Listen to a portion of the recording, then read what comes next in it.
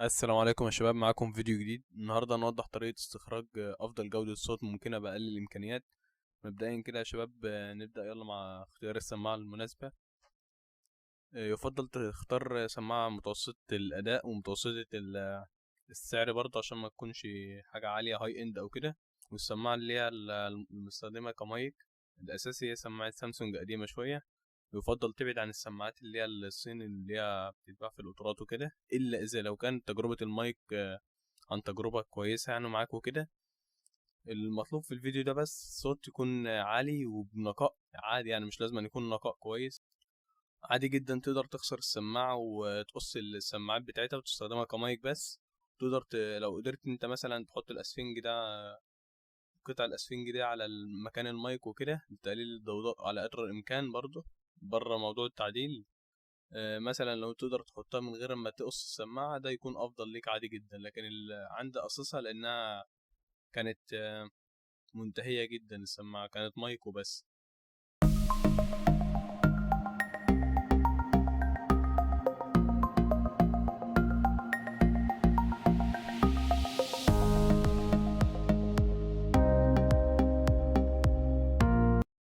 واضح كده قدامكم، شلت حتى البلاستيك مش سايب بس الا سنسور الصوت بس. نركب بقى المايك بتاعنا تاني، وملحوظة يا شباب، الصوت اللي خارج لكم ده من نفس المايك اللي قدامكم ده. بعيدا عن الشكل، انا بحاول ان انا اطلع افضل جودة مقابل السعر اللي بتدفعه. يعني مثلا السماعة اللي هتخسرها في حدود كام بكتير؟ 50 جنيه. لو جيت تشوف اي مايك مثلا هتلاقي في مثلا البويا ام 1. هو طبعا فرق كبير بس برضه يمكن اداء ده برضه مش وحش، يعني لو زي ما انتم سامعين كده مثلا اداؤه مش وحش خالص على السعر بتاعه، او على انك تخسر سماعة مثلا قديمة في البيت عادي يعني. كده يا شباب معاكم في الجزء الثاني، وهو التعديل بقى على البرنامج هنا. انا هنا فضلت اختار برنامج ويف باد من شركة ان سي اتش. نضغط اوبن او فتح على حسب اللغة. نضغط فايل، اضافة فايل، اي فايل بقى مثلا اللي عايزين تعدلوا عليه. وليكن مثلا اخترت اغنية عادية هنا بس عشان الكوبريت ما ينفعش اشغلها وكده.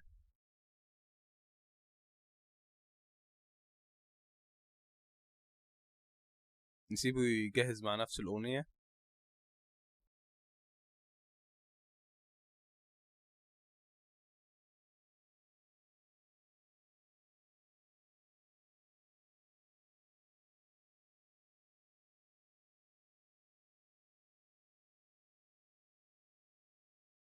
كده خلاص الاغنية تكون اتحملت، مش باقي بس غير اننا نعدلها.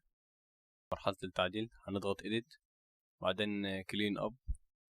هنا هيجي خيارات كتير بس انا بختارش غير اول واحدة اللي هي نويز، بتاع النويز بس، لان انا عندي جودة الصوت انا شايفها كويسة، مش ناقص بس غير اني اعدل بس في النويز، اشيل النويز اللي في الباك جراوند وكده. وهنا برضه ما بستخدمش الا هما طريقتين، يا اما الاولى للاخيرة، يا اما جودة المايك بتاعك ضعيفة شوية من حيث الارتفاع وهو يعلي لك، يا اما من حيث الضوضاء زيادة وهو يحاول يوفق ما بينهم. بس نسيبه فترته وخلاص.